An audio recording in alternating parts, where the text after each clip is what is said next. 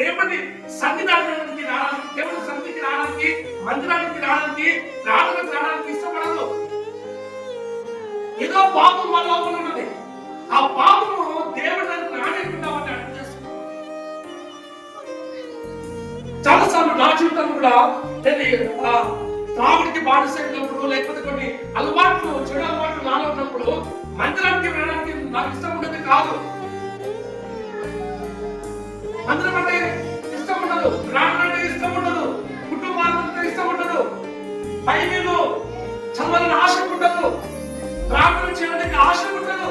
ఎన్నిసార్లు ఎవరు చేసినా కూడా ప్రార్థన చేసుకోండి, రండి, మందిరానికి రండి, బైబిల్ చదువు, ప్రార్థన చేసుకుంటే ఇష్టం ఉండదు. ఎందుకు? పాపం.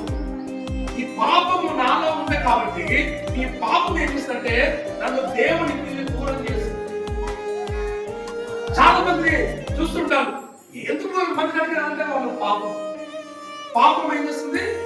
దేవునికి దూరం చేస్తుంది. అందుకే విశాఖపట్నం 53 అధ్యాయంలో ఈ మాట ఉంది, రక్షింపలేనటువంటి యెహోవా హస్తము కృష కాలేదు, విడనేరకుండినట్లు ఆయన చెవులు మందము కాలేదు, మీ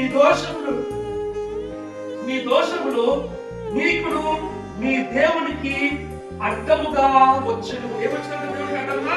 మన దోషాలు దేవునికి మనకు అడ్డుకోడగా ఉంటున్నాడు. అందుకే దేవుడి సన్నిధికి రాలేదు. అనేకులు బయట లోకంలోనే జీవిస్తున్నారు. ఎందుకంటే దోషం, ఎందుకంటే పాపము.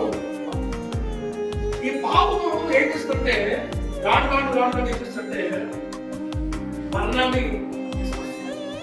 అందుకే రోమిలకు రాసిన పత్రిక 6:3 వాక్యం రాయబడింది, పాపము వలన వచ్చు జీతము మరణము. పాపం వల్ల ఏమొస్తుందంటే మరణము. దేవుడికి దూరం అయితే మనకు మరణము. దేవుడికి దూరం అయితే మరణం వస్తుంది. దేవుడికి దూరం అయితే రోగాలు వస్తాయి, వ్యాధులు వస్తాయి, శాపాలు వస్తాయి. ఇంకా పాపము పెరుగుతూనే ఉంటుంది.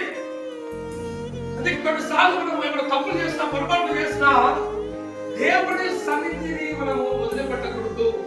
దేవుడి యొక్క సవాసాన్ని అంటే మందిరాన్ని మనము వదిలిపెట్టకూడదు. తప్పు చేస్తావా? మందిరానికి వచ్చి దేవుడి సన్నిధిలో క్షమాపణ అడుగు. బ్రహ్మాండని పాపం చేస్తాను, బ్రహ్మాండను మందు తాగాను ప్రభా, నన్ను క్షమించు అయ్యా. నేను మందు మానేయకపోతున్నాను అయ్యా, నన్ను క్షమించు అయ్యా. నేను పోతులు మాట్లాడుతూనే ఉన్నానయ్యా, సాయం చేయదు ప్రభా. ఏ తప్పు చేయకుండా నాకు సాయం చేయదు ప్రభా అని ఎప్పుడైతే దేవుడికి సన్నిధానికి వచ్చి నువ్వు పశ్చాత్తాపడి నువ్వు అడుగుతావో అప్పుడు దేవుడు నీ పాపం క్షమిస్తాడు. లేకపోతే ఈ పాపం వల్ల వచ్చే జీతం ఏంటి? ఈ పాపం వల్ల వచ్చే శిక్ష ఏంటి? మరణము. మరణము చెప్పండి, మరణము. మనము శరీర సంబంధంగా కూడా మన ఆరోగ్యం పాడైపోతుంది.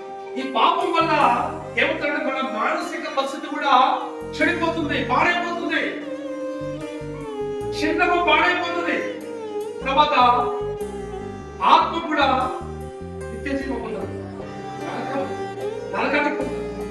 అందుకే యేసుక్రీస్తు ప్రభువు వారు ఈ లోకానికి రావడానికి ముఖ్య ఉద్దేశం ఏంటంటే పాపులను రక్షించుటకు యేసుక్రీస్తు ప్రభువు ఈ లోకములకు వచ్చెను. ఎందుకు వచ్చాడు యేసు ప్రభు ఈ లోకానికి? పాపులను రక్షించడానికి యేసు ప్రభు ఈ లోకానికి వచ్చాడు. మార్కు సువార్త